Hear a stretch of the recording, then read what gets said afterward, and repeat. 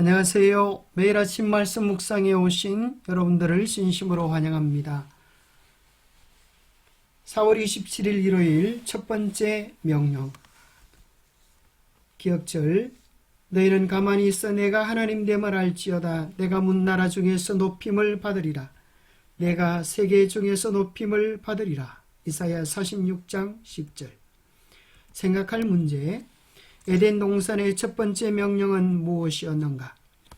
선악을 알게 하는 나무의 의미는 무엇일까? 오늘 우리에게 주는 교훈은 무엇인가? 에덴 동산에서의 첫 번째 명령은 무엇이었을까요? 여호와 하나님이 그 땅에서 보기에 아름답고 먹기에 좋은 나무가 나게 하시니 동산 가운데에는 생명나무와 선악을 알게 하는 나무도 있더라.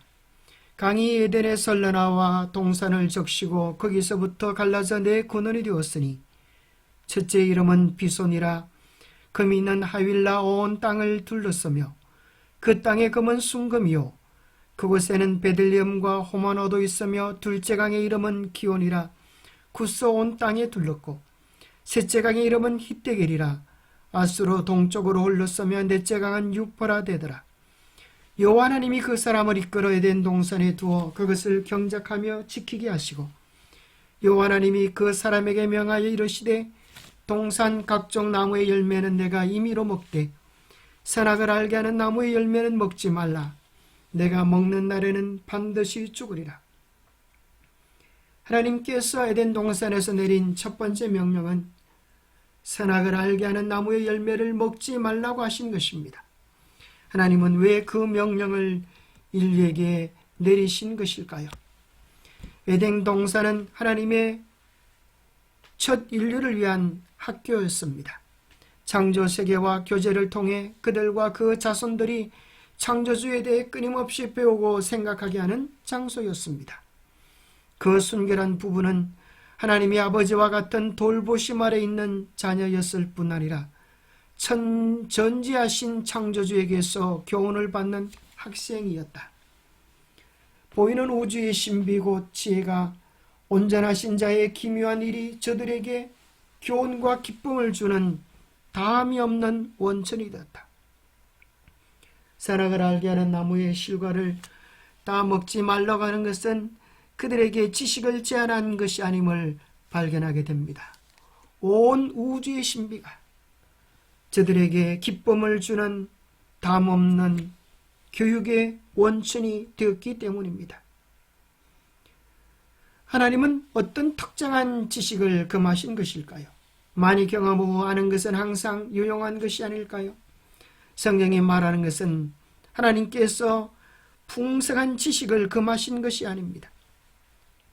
예를 들어 하나님은 사람들이 주님의 직접적인 통치를 받기보다는 인간이 스스로 통치하기로 선택했을 때 그 후에 일어나게 될 일처럼 특정 지식이 가져오게 될 기나긴 고통으로부터 당신의 백성을 구하기 위하여 사람을 철저하게 교육하기를 원하셨습니다.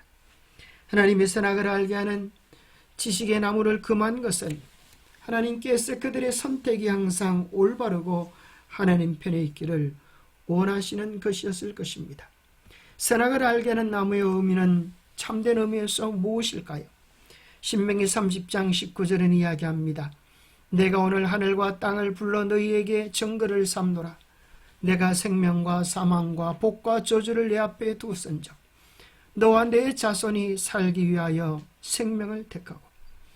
선악을 알게 하는 나무의 실과는 인간에게 있어서 참된 행복의 재료가 되는 자유의 의지를 허락해 주는 것입니다. 어느 것을 선택할 수 있을지 인간을 선택의 존재로 창조하셔서 행복을 위하여 생명을 위하여 더 좋은 것을 선택하도록 기회를 주신 것입니다. 특별히 사무엘상 8장에 보면 이스라엘 백성들이 왕을 달라고 요청합니다. 하나님께서는 그들을 직접 사랑의 교훈으로 구원의 길로 통치하기를 원하셨지만 백성들이 거절할 때에 하나님은 그들의 요청을 안타깝지만 거절하지 않으셨습니다. 그리고 그들의 선택의 결과가 무엇인지를 맛보도록 하여서 그들의 마음속에 원했던 진정한 왕이 어떤 의미인지 깨달도록 하셨습니다. 여호와께서 사무엘에게 이르시되 백성이 내게 한 말을 다 들으라. 이는 그들이 너를 부림이 아니요 나를 부려 자기들의 왕이 되지 못하게 함이니라. 내가 그들을 애굽에서 인도하여 낸 날부터 오늘까지 그들이 모든 행사로 나를 부리고 다른 신들을 섬긴같이 내게도 그리하는도다. 그러므로 그들의 말을 듣되 너는 그들에게 엄히 경고하고 그들을 다스릴 왕의 제도를 가르치라. 그들이 경험해 보고 나서야 알게 되는 것입니다. 그들이 경험해 보고 나서야 비로소 하나님의 길이 선하고 아름다움을 느끼게 됩니다. 그것은 누가복음 15장에 나오는 탕조의 경험과도 같습니다. 그는 아버지의 품에 있을 때 아버지의 품이 자유롭지 못하고 아버지의 뜻이 때로는 그의 의지를 강요하는 것처럼 느껴졌습니다. 그래서 그는 아버지 품을 떠나 무언가 독자적으로 하면 많은 행복을 추구할 수 있을 것이라 생각하고 살아계신 아버지에게 유산을 달라고 요청하면서 그 재물을 가지고 아버지를 떠났습니다. 아버지를 떠난 경험 속에서 인생의 부도를 경험하고 비로소 아버지 품에 있는 것이, 아버지 아래에 있는 것이, 아버지의 사랑을 받는 것이 얼마나 귀하고 존귀한 것인지를 깨닫게 됩니다.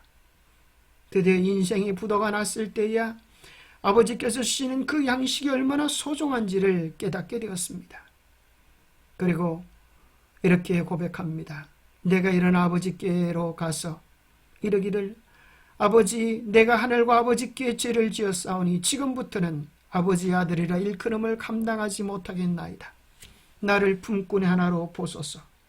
이에 일어나서 아버지께로 돌아가니라.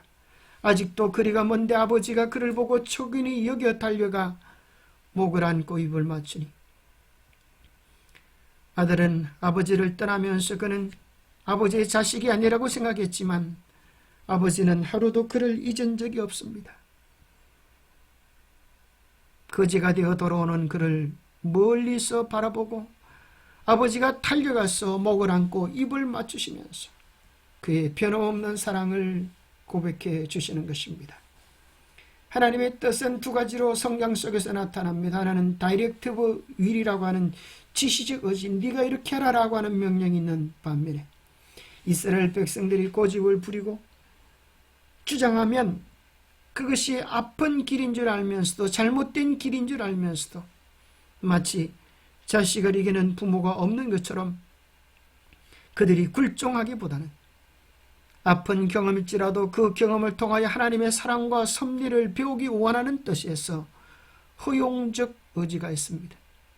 하나님은 탕자에게 그러한 길을 허용해 주신 것입니다. 그리하여 드디어 아버지의 사랑이 무엇인지 구원의 섭리가 무엇인지를 깊이 경험하고 자원하는 마음으로, 기뻐하는 마음으로, 즐거워하는 마음으로 하나님을 섬기도록 하셨습니다. 그대에게는 획득해야 할 하늘이 있고 피해야 할 멸망의 넓은 길이 있음을 기억하라. 하나님께서 말씀하신 것은 그대로 이루어진다. 하나님께서 우리의 첫 조상에게 선악을 알게 하는 나무의 열매를 먹지 못하도록 금하셨지만 그들이 불순종함으로 온 세상에 불운의 수문이 열렸다. 만일 우리가 하나님과 반대되게 행하면 우리도 그분도 우리와 반대되게 행하실 것이다. 우리의 유일한 안전책은 어떤 희생이 따르더라도 그분의 모든 요구대로 순종하는 것이다.